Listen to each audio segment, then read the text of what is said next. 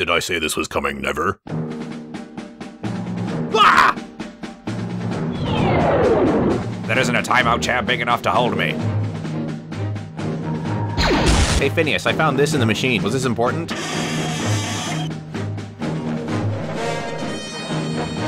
Oh, hello, nice to meet you. Meap! I meant coming in 11 years. 11 does kinda sound like never, doesn't it? Regardless, we hope you enjoy. Truly, madly, meaply. An alien monster! Get to the ship! Actually, that's my mother-in-law, so yeah, she's correct. Let's get out of here! Timeout corner. Meap's planet. The corner's walls are transparent so that passers-by can see convicted felons being punished. Kinda like a pillory. Mitch, out of his big bodysuit, is standing in the corner wearing a dunce cap with villain written on it. A guard is standing behind him holding a large lollipop, which is apparently supposed to be some kind of weapon. Mitch and the guard are looking down at some sort of public outdoor assembly where a large crowd of meeple are jeering. Meap is revealed to be standing on a stage at a podium. He's got flop sweat dripping down his head. Mitch, with a cunning look on his face, leans conspiratorially towards the guard. Meap? The guard scratches his chin in a thoughtful manner as the sound of the crowds of meeple jeering continues. Somewhere in Wales. Morning. Phineas Ferb and Lawrence are standing on a bridge over a straight uphill narrow road with rock faces on either side. The road ahead curves to the right, and beyond the bend is a traction engine festival in the making. There it is, boys, the Welsh equivalent of the Dorset Steam Fair. We see a banner over the entrance that shows that the festival is literally called that. A live showcase of every kind of traction engine there is. Plowing engines, crane engines, showman's engines, steam lorries, stump pullers, road rollers. Has anyone ever combined all these types into one traction engine? Not that I've ever heard. Lawrence wanders away in a delighted trance. I know what we're gonna do today. Isabella walks up in Fireside Girls uniform, along with Holly and Addison. Hey, Phineas. Oh, hi, Isabella. Wow, how many times now has a Flynn Fletcher family trip coincided with a Fireside Girls field trip? Yeah, coincided.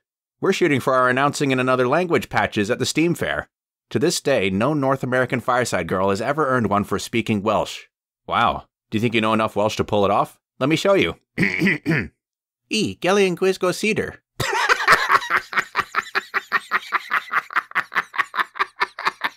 Roadside slate fence. That moment. There's a flock of sheep grazing on the other side of the fence. Perry is walking along the top of the fence. He stops, jumps down, pulls his fedora out of nowhere, and slides it along one of the slates, which beeps and flips over. There's a screen on the other side. Major Monogram is on the screen.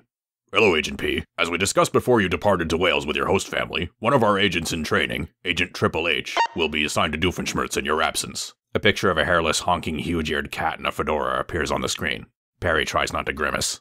However, as you'll recall, the last time you had an assignment in the UK, the British Spy Union sent one of their agents, 000, to assist you. A picture of 000 appears on the screen.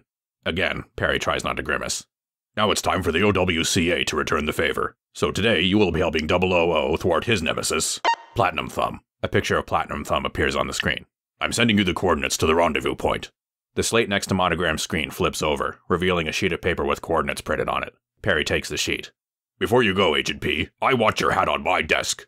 The slate on the other side of Monogram's screen flips over, revealing Monogram's desk. Because it rains a lot in Wales and I want to spray it with waterproofing treatment. I probably should have done that before you departed. Didn't think of it till now. Sorry. Spin transition of Perry's face. Perry takes an underground elevator to the rendezvous point, which is an abandoned overgrown slate quarry. Instead of 000, he finds Dennis waiting for him. Perry starts at him. Dennis holds out a beans tin. Hey, can anyone hear us? We're trapped. Perry takes the beans tin, looking concerned. We need to get out of here. I gotta find out what my size undecider's test shot hit. Well, that's obvious. It hit us by mistake. Can't have. I fired it at the sky. Dennis swipes back the beans tin and holds his empty hand out to Perry. Perry looks up at his fedora with realization, then back at the beans tin. We're going to run out of oxygen if we don't get out of here. Do you have any cool gadgets that can get us out or supply us with more oxygen, Mr. Secret Agent? I can't see them to use them. It's too dark in here. Don't you have a gadget that can shine a torchlight? I cannot see it in the dark. Perry reluctantly takes off his fedora and gives it to Dennis. Dennis throws the beans tin and Perry goes to grab it. Dennis puts the fedora on, turns around, and starts making fart noises with his hand and armpit. Perry looks confused and concerned. OWCA headquarters. That moment. Monogram is putting a spray can back on a shelf with other spray cans. He sees a can on the shelf marked Dry Hat. Wait, this is waterproofing treatment. Then what did I just spray Agent P's hat with? He picks up the can he just put away and turns it around. It says Airhead.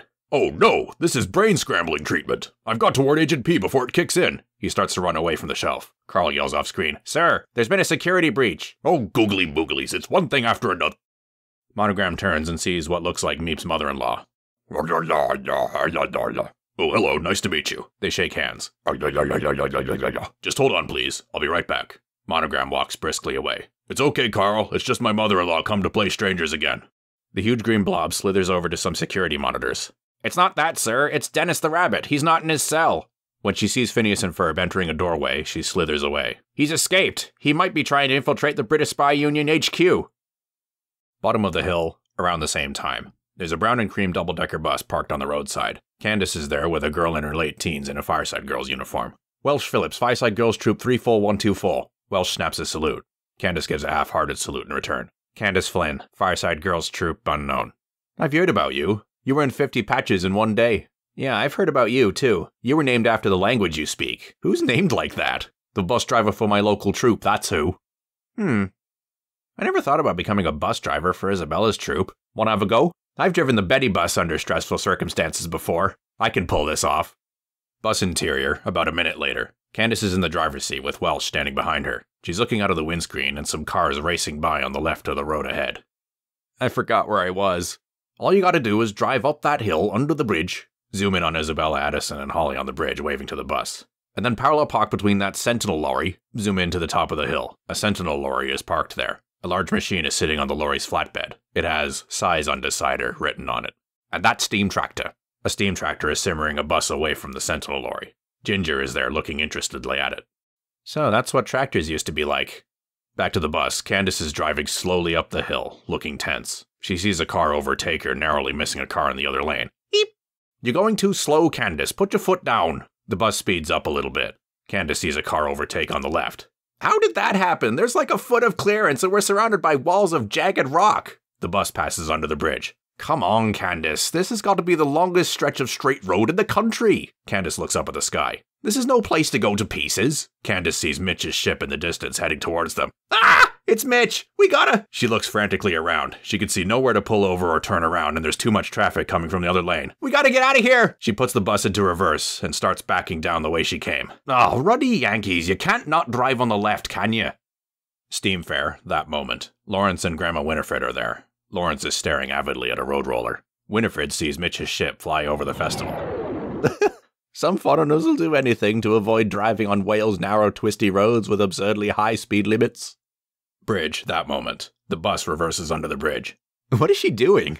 Isabella looks up and sees Mitch's ship heading towards them. "Oh no, he's back! Run for your lives, girls!" She jumps off the bridge. Addison and Holly follow her as Mitch's ship soars over the bridge. They land on the roof of the bus. Mitch's ship swerves. They duck as it flies right over them. They watch as it flies around in a jerky manner.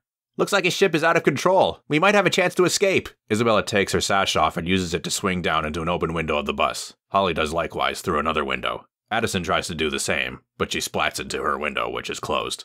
Ow! Bus interior. "Do a 3-point turn." Candace sees cars pass by in the other lane. "We'll hit another car." "Well, just pull over then." "Where? Straight into the cliffs?" "Slide over." Candace moves over to the right. "Not that way." Outside the bus, Candace tumbles out of the driver's side door. Addison has entered the bus by now. Ah! Candace lands on the boot of a passing car. Mitch's ship flies close overhead. Then it jerks into a half loop in the sky. A laser beam shoots from its cannons. A nearby bridge over a ravine takes the hit. Half of the bridge collapses. The debris falls into the ravine and blocks the river, which starts to dry up. A car stops before attempting to cross the broken bridge. "Well, looks like I'm not taking the long way today." "I'm taking the longer way." The driver backs his car up. Bottom of the hill. The road swerves right here. Candace slides off the boot of the car as it turns and lands in a heap on the roadside. Oof. Gretchen, Millie, and Katie are standing nearby at a tall bus stop signpost with a Welsh flag flying from the top. They see the bus roll backwards off the road and bounce over the ditch towards an old building. "The bus is out of control. It's heading straight for the abandoned porridge factory." "No, they're not. They're heading for that condemned porridge refinery." "That's not what it is. It's a condemned jam factory." "Never mind. We've got to help them. Time to put our runaway vehicle stopping patches to use." Millie rips a patch off her sash and throws it at the runaway bus. "Not literally." As Millie's patch flies towards the runaway bus, Mitch's ship flies overhead and blows it away. "Ah, if that spaceship hadn't gotten in the way, that totally would have worked." Factory car park at the rear of the building, that moment. There's a sign that says Porridge Factory and a banner that says Condemned. Zoom in through a rear window. Inside, Phineas and Ferb are putting the finishing touches on a combination plowing, crane, showman's lorry, stump-pulling, road-rolling engine. Phineas is looking at the side of an old oatmeal box. Hey Ferb, according to this, in the early days of horizontal boilered conveyances, people would use handfuls of oatmeal to plug up leaks. The bus crashes into the factory, leaving a large rectangular hole in the wall. It hits an old piece of machinery and stops, tilting a bit. Some luggage topples out of the rear door. A drum is among the spilled luggage. Huh. Well, it's gonna take a lot more than a handful of oatmeal to fix that hole. Isabella runs out of the bus. Phineas, we've got a big problem. Mitch is flying around out there in his ship. Oh, not him. Gretchen, Millie, and Katie run into the factory through the hole the bus made. Chief, that spaceship's swerving around all over the sky. It just flew over this building. Phineas, Isabella, Gretchen, Katie, and Millie run to the other side of the factory and look out of the back window. They can see Mitch's ship swerving back and forth in the sky over the car park. There's ample space here to land. Maybe Mitch's landing gear is broken. We might have a chance to muster a defense, but we'll need to move fast. Phineas and Isabella run back towards the combo engine. Ferb, start firing it up. Ferb climbs aboard the combo engine's man stand. Phineas picks up a bucket of coal. Knowing Mitch, he'll be expecting us to try to ward him off with something high-tech, but he won't see anything old-fashioned coming. He carries his coal bucket towards the combo engine. Isabella picks up another bucket of coal. Okay, Phineas, you three keep an eye on Mitch's ship. Let us know if it's coming for us. Gretchen, Millie, and Katie watch from the back window at Mitch's ship swerving back and forth in the sky.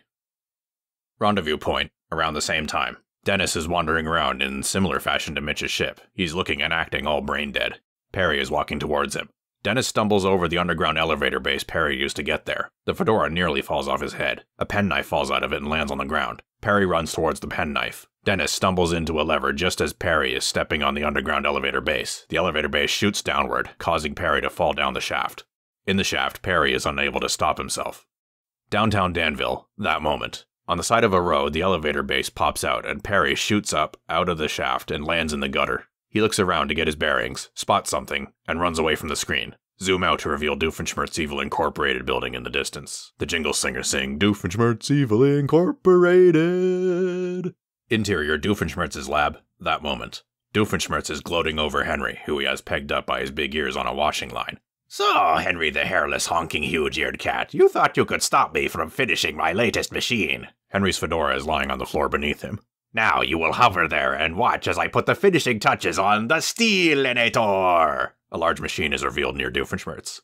It doesn't actually steal things, or help me steal things. What it does is turns things into steel. Well, not permanently yet. I was just about to make it function permanently before you came ambling in. But once it's done, Perry front flips into the lab.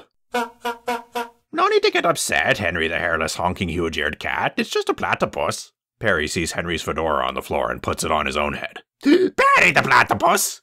Perry glances at the fedora-less Henry and frowns. Wait, why are you still here? I thought you were on vacation. You know the OWCA's rules, Perry the platypus. One agent to an evil scientist at a time. Perry shows Doofenshmirtz the beans tin. I feel like we've traveled thousands of miles. I feel like we've traveled millions of miles. What, that's it? You came all the way here from Wales to borrow my can opener so you can open up that strangely talkative can of beans? Well, knock yourself out. The kitchen's right there. Doofenshmirtz points off screen. Perry walks away in that direction. Doofenshmirtz turns back to Henry. As I was saying, Henry the hairless, honking, huge-eared cat, once I complete my Steelinator, I will use it to turn my flesh, which is soft and squishy, into steel, which is strong and makes an impressive clunking, clanging noise. I will become the strongest man in the tri-state area. I will become its new ruler, and everyone will call me Dr. Metalschmertz. Nah, scratch that. That name sounds stupid. But sir, panta Norm, who's been in the room the whole time, why would you want to turn yourself into a metal man when you've got me? The answer is in the question. Now, what is it, Perry the platypus? Doofenshmirtz walks over to the kitchen. Perry has pulled out several drawers and tipped the contents of a few cupboards out. A box of oatmeal is among the mess. You can't find my can opener? Oh, where would I have left it? Let's try looking on the roof. Perry pulls a quizzical expression. Well, people always end up looking in unlikely places when they search for things, so why not start with an unlikely place? Come on, follow me. Doofenshmirtz leads Perry to a door. I don't think this tin was properly emptied beforehand. Tell me about it. I just took a face full of tomato sauce. You know, I thought beans were the musical fruit, not the incoherent, frantic, shouting fruit. Perry and Doofenshmirtz exit through the door to the roof. Norm watches them leave, then sidles over to Henry. Hey, Henry the hairless, honking, huge-eared cat. How about I let you down and we destroy that Steelinator? Exterior, bottom of the hill, around the same time. Candace is curled up into a ball on the roadside. What are you supposed to do if an emergency vehicle is trying to pass you? How do you not slam into the jagged cliffs in slippery winter conditions? Did I just see a sheep get right back up and walk away after getting hit by a car? High above, beyond the rendezvous point, Dennis is staggering around in a brain-dead state, still wearing Perry's fedora. He does an accidental somersault down a steep cliff. The fedora gets stuck in some cliffside shrubbery. Dennis lands on all fours on the roadside, gives his head a shake, and looks around in a state of confusion. Huh? Candace sees Dennis, who's gone straight to domestic animal mode. I don't believe it! It's Mr. Cutie Patootie! Dennis gives an almost imperceptible frown for a second, then hops across the road and away into the forest. But wait, Mr. Cutie Patootie! I just had a stressful ordeal! I need an emotional support animal! Candace gets up and gives chase. Dennis hops deeper and deeper into the forest with Candace in hot pursuit. Dennis disappears into a bush beneath a low-hanging tree branch. Candace pushes the branch aside and jumps over the bush. She ends up falling into the dammed drained river. Oof! In the bush on the bank, Dennis peers out, then walks sulkily away. Candace has landed in the drained river face first. She lifts her head. The charred remains of Senor Frog is standing right in front of her. Interior, condemned porridge factory, that moment. Ferb is shoveling coal into the combo engine's furnace. Phineas is oiling some of the engine's joints. Holly is wrenching an external pipe to the blower valve. Isabella turns on an air compressor, causing an artificial draft to course through the combo engine system. Status report? Gretchen, Millie, and Katie are still looking out of the back window at Mitch's ship flying around. The spaceship's flying sideways now. Outside the window, Mitch's ship is flying sideways in the sky above the car park. Maybe it'll crash, save us some trouble. What, it's him or us? Over at the tilted bus, Addison is sorting through the dumped-out luggage. Welsh is walking around the bus, examining the damage. Well, the damage isn't too bad.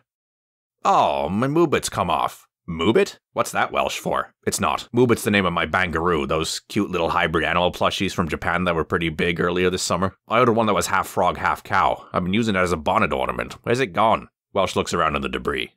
Damned river that moment. Candace is shaking and cowering at what she thinks is the charred remains of Senor Frog. Please don't hurt me, Senor Frog. I know I shouldn't have thrown you away just because you didn't turn out how I wanted. I didn't want to make you feel worthless or anything. Senor Frog just stands there. Back in the factory, more steam is wafting from the combo engine's funnel. Phineas is putting away the oil can. Holly walks up to him. Hey, Phineas, I found this in the machine. She shows him a yellow perch. Was this important?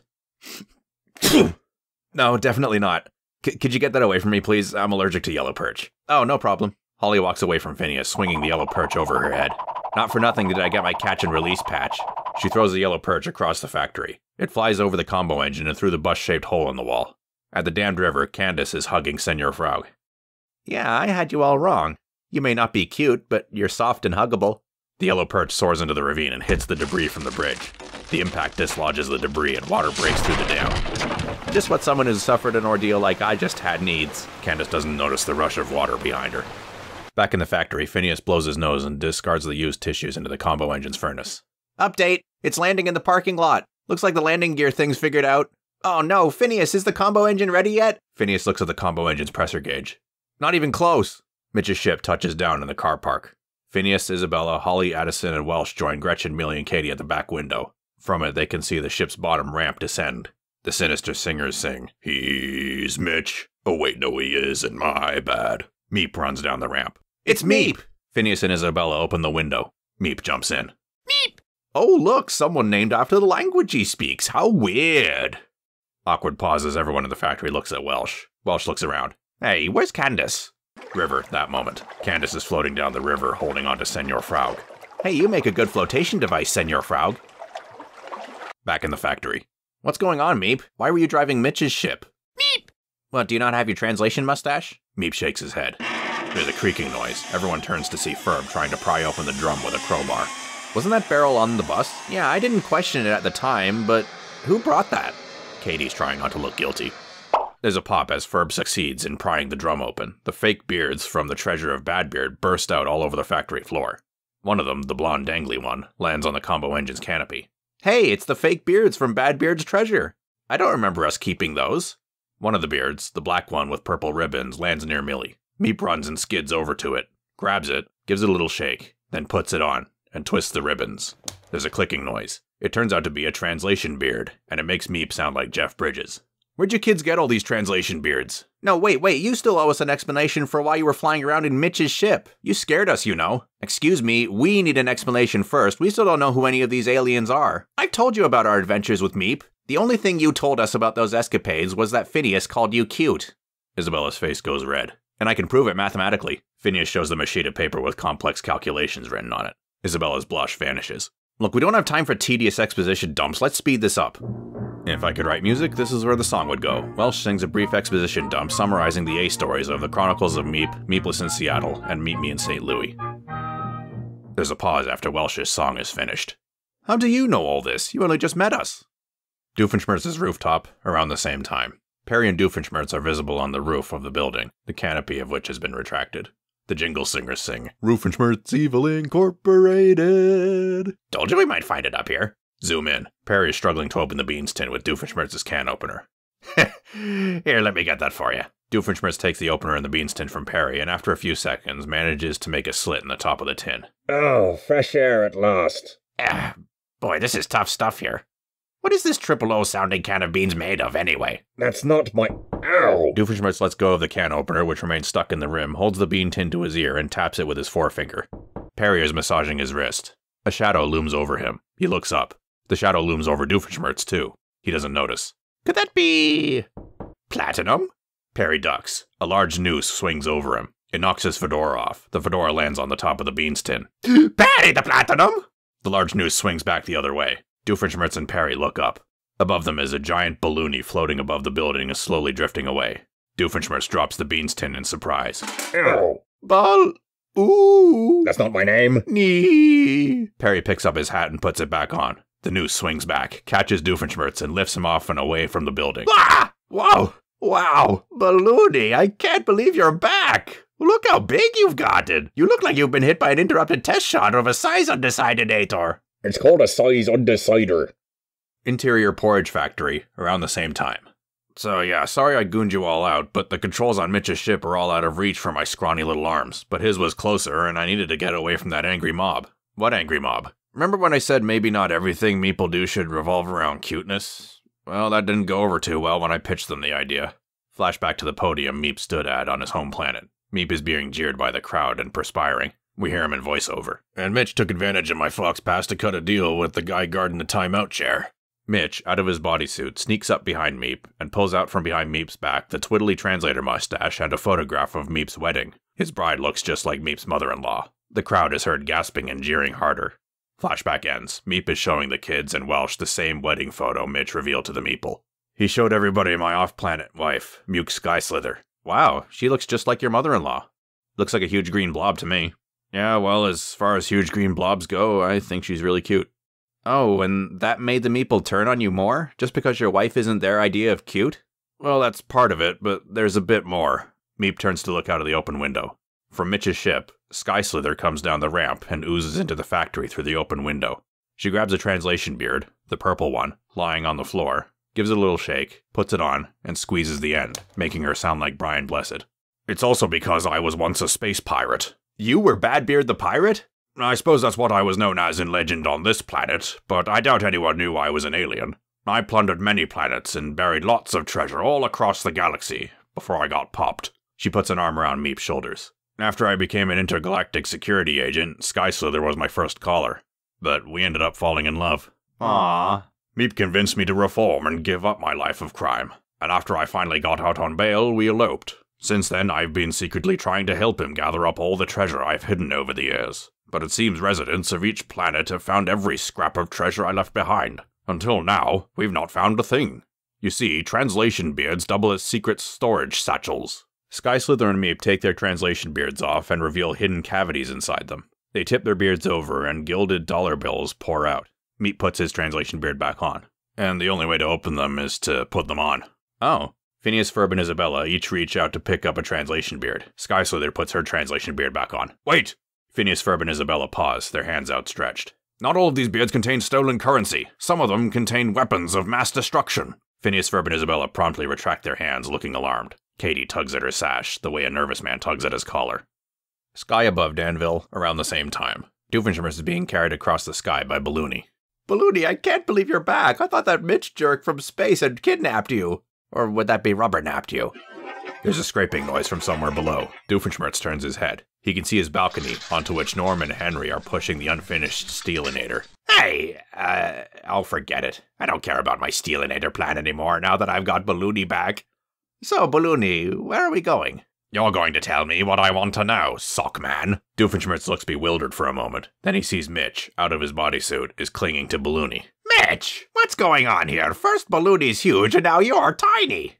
And you've got a giant lollipop of all things. What is this, the fourth installment of Captain Under? Mitch holds the pointed tip of the large lollipop stick threateningly to Balloony. No, please, don't hurt him! Where did your platypus friend just come from? The tip of the lollipop stick touches Balloony. Wales! Perry the platypus was on vacation in Wales! It's about 7 time zones away from here, it's...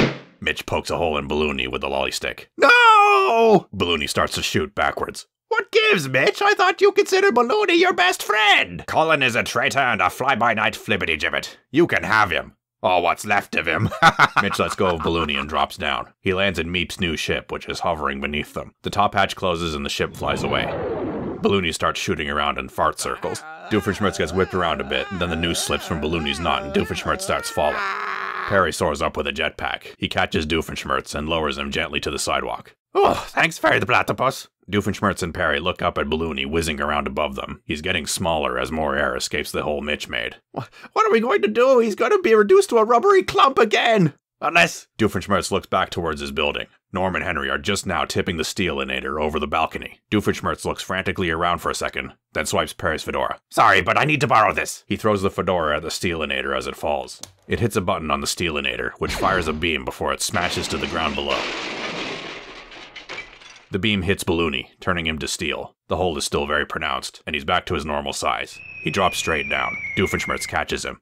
Whew, okay, I bought us some time, but what can I use to plug up that hole before the Steelinator's effect wears off? He looks frantically around. Perry pulls a box of oatmeal out of nowhere, pulls out a handful of it, and slathers it over Balloony's hole. Seconds later, Balloony turns back into rubber, and his hole is sealed, leaving a scar. Oh, thank you, random platypus. Perry rolls his eyes and walks away. A handful of oatmeal. I never would have thought to try that. Interior porridge factory, that moment.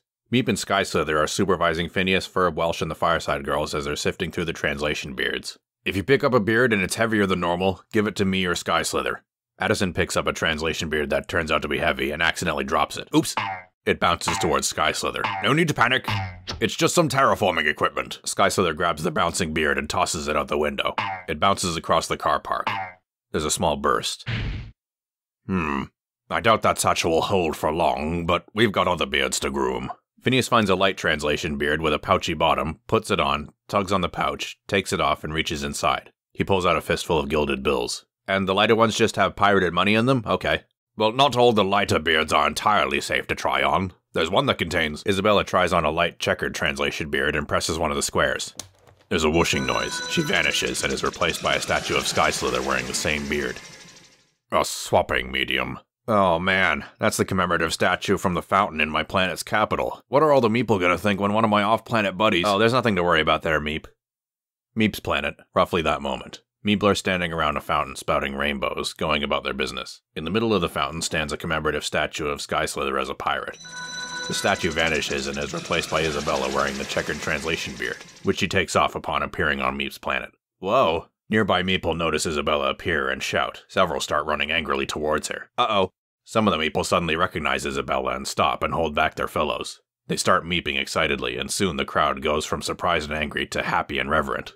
Isabella looks around and sees another statue in the center of the fountain. It depicts her out-cuting Mitch primed with Cutonium. She looks thoughtfully around at the happy meeping crowd. Steam Fair, that moment. Meap's ship is flying over the festival. Charles and Eliza are sitting at a kiosk. They see Meap's ship fly overhead. Some people always think they have to try and upstage all these antiques with something spangly and modern, don't they? In the porridge factory, the combo engine's safety valve goes off. Oh, hey, the combo engine's ready. A jet engine is heard. Everyone looks out the window. Good timing, I guess. We're gonna have to go back to Plan A. Phineas shuts the window and runs towards the combo engine. Through the shut window, we see Meap's ship land on top of Mitch's. The top hatch opens, and out pop Mitch and his giant lollipop. The bottom hatch opens, and out pops Mitch's bodysuit. It does a front flip in midair before landing on its feet in front of Mitch's ship. Mitch drops down into the neck hole, thus donning the bodysuit. He gives a menacing grin, catching the lollipop. Inside, Meap, Sky Slither, and the Fireside Girls are running for the back door. Welsh is about to go with them. Wait, Welsh! Phineas and Ferb are at the combo engine's controls. We need an adult to pilot our combo engine. Didn't Ferb pilot Meap's second spaceship once? Yeah, and he almost got, what does Candace call it? Busted for it. Alright. Welsh jumps aboard the combo engine, sounds the whistle, and drives it towards the bay door at the side of the factory. Outside, Meap, Sky Slither, and the Fireside Girls are standing defiantly at Mitch, who is brandishing his giant lollipop in a threatening manner. So, you managed to find some of your outcast wife's stolen goods. Oh, and you've got your own cute little army. There's a burst of green smoke behind Mitch, who barely glances back. When the green smoke clears, the area behind the car park looks like the Meap Planet capital. Mitch smirks. Do you really think any of this will win you back over with the rest of the meeple? Well, that's not really the important thing right now, man. The combo engine, piloted by Welsh with Phineas and Ferb on board, comes rumbling out through the side bay door. Oh, what have you got there? A weapon the likes of which you ain't never seen. With it, we shall send you straight back to the timeout chair, where you belong. There isn't a timeout chair big enough to hold me. Mitch jumps onto the open hatch of Meap's ship and throws his giant lollipop over the top of the factory. The giant lollipop spins over the road towards the steam fair. It hits the size undecider on the flatbed of the parked Sentinel lorry. The size undecider fires a beam down the road. Mitch jumps up from Meap's ship. The size undecider's beam hits him. He drops down in front of the ships and starts to grow. Everyone watches nervously as Mitch's size increases. He grows until his foot is about the same length as the combo engine. Holy Pan up to see that Mitch's head has remained the same size. The size undecider's beam had only affected his bodysuit. He looks like Pinhead Pierre! Meap's planet, around the same time. Isabella is riding one of those big cute animals from Meapless in Seattle to the stage and podium where Meap was first seen. A crowd of meeple are gathered there. Isabella dismounts the big cute animal and walks to the podium. She pulls out a speech entitled, Why Cuteness Sometimes Isn't Enough. She pulls out the checkered translation beard and puts it on.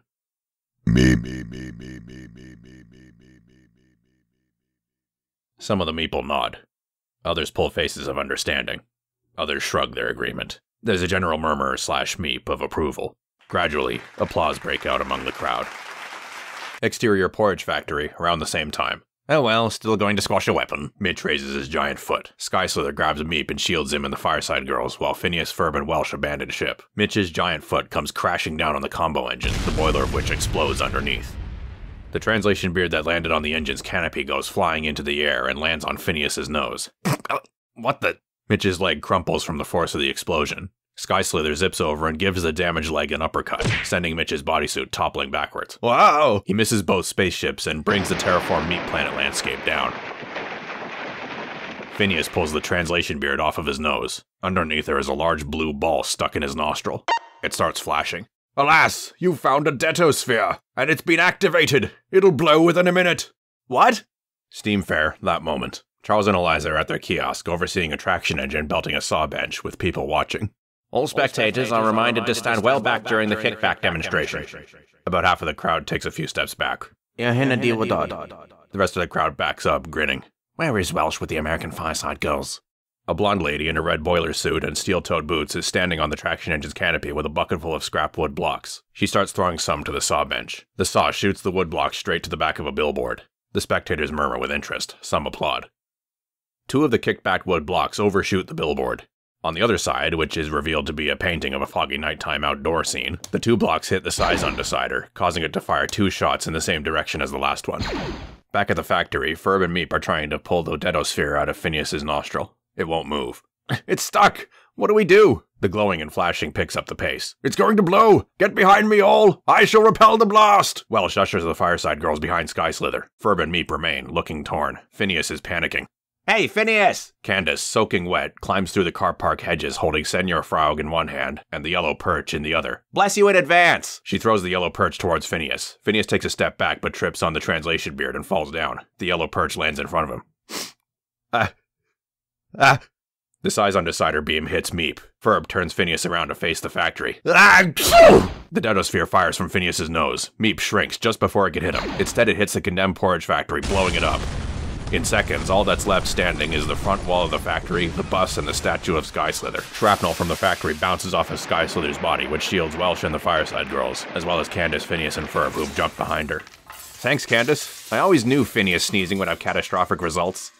The rest of the translator beards land in a heap near their ships. The left hand of Mitch's giant bodysuit grabs them and tosses them into Meap's open ship. Mitch leaves the bodysuit's neck hole, runs along the left arm, and jumps into the ship. The hatch closes and the ship takes off over the remnants of the factory. Inside Meap's ship, Mitch is at the helm. Beneath him are a pile of translation beards. I may not have gotten my revenge on those Earthlings. He picks one of the beards up, holding it with relish. But at least I made off with some of Sky Slither's treasure. At the top of the hill, Meap's ship is nearing the steam fair. Suddenly, it's snared in a tractor beam coming from below and stops where it is. What the? Something's holding me back. Pan down to the steam tractor parked near Platinum Thumb's sentinel lorry. Ginger is on the man stand. The flywheel is spinning and the tractor beam is coming from the safety valves. So this is what tractor beams used to be like.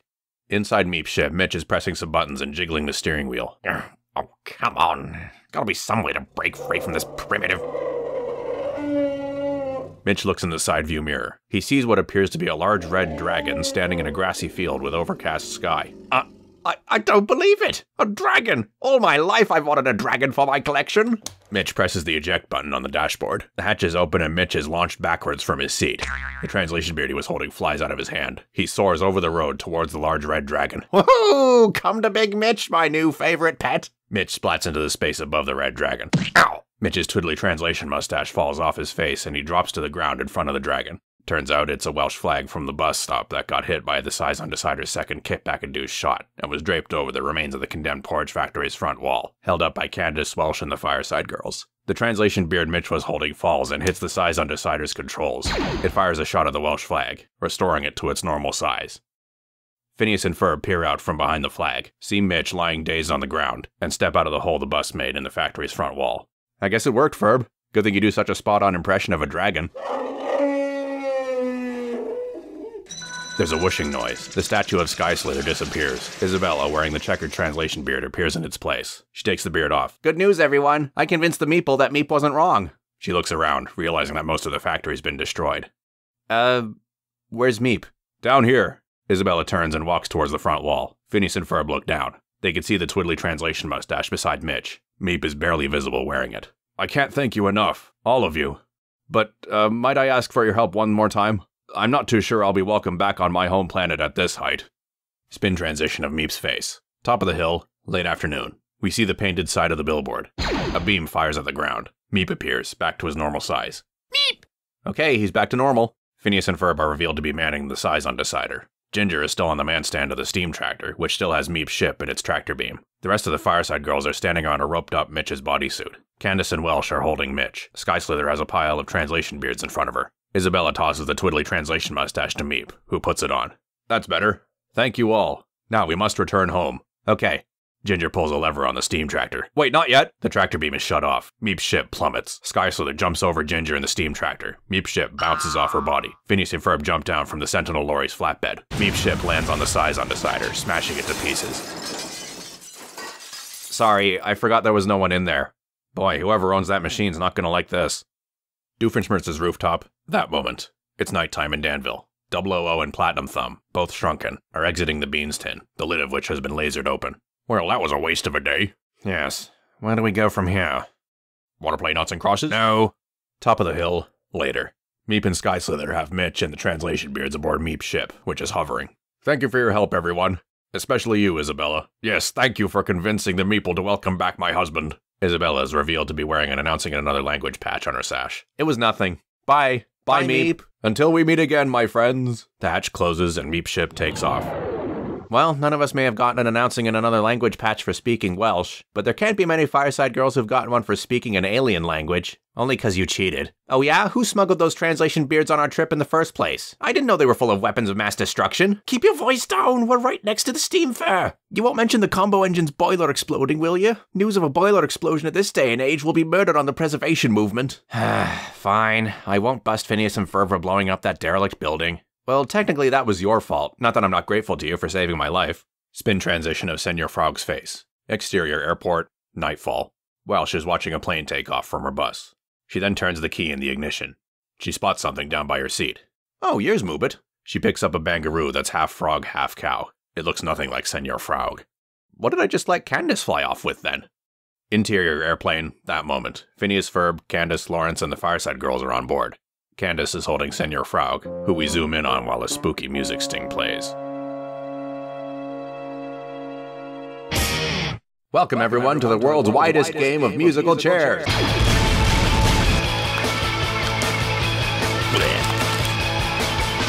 I got an anonymous tip that the Princess of Drusselstein is in America in disguise. This could be the key to finding the treasure I buried on this planet. Oatmeal's not going to fix this? Next time, if there is one, on the Chronicles of Meap, episode 46. Meap. Jeepers Meepers. You're only digging yourself a hole.